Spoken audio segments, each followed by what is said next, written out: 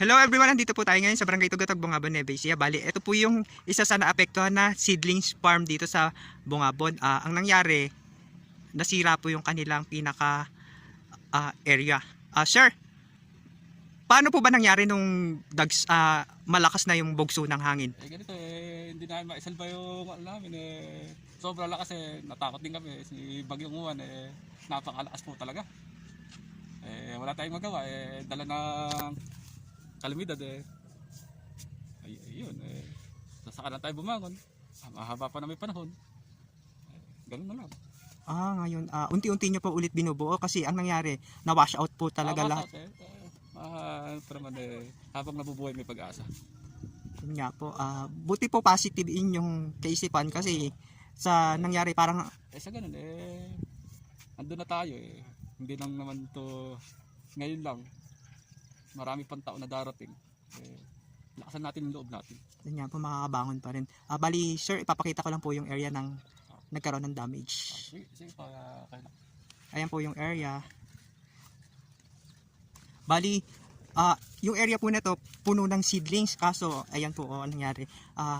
Nabuwal po yung pinaka bahay.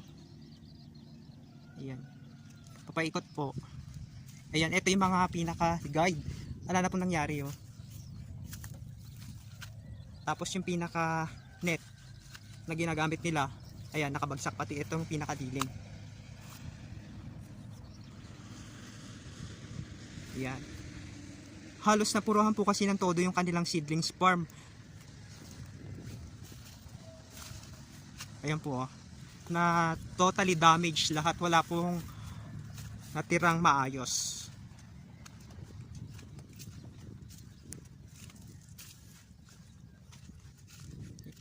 Ayan po.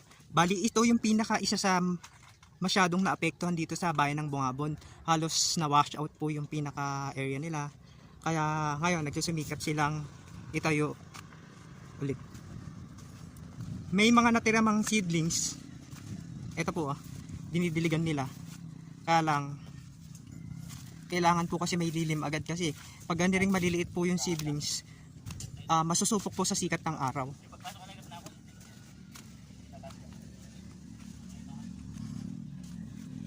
Ayan, ito po yung mga seedlings. Seedlings po ito na talong. Tapos yung kabila may kamatis, tapos may maliliit na punlang sili.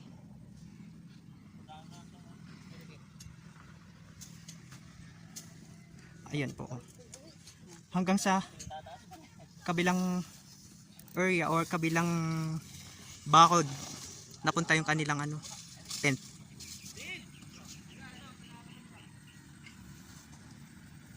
Ayan, sana makabangon sila agad para naman yung kanilang negosyo makabawi. Yun lamang po at maraming salamat.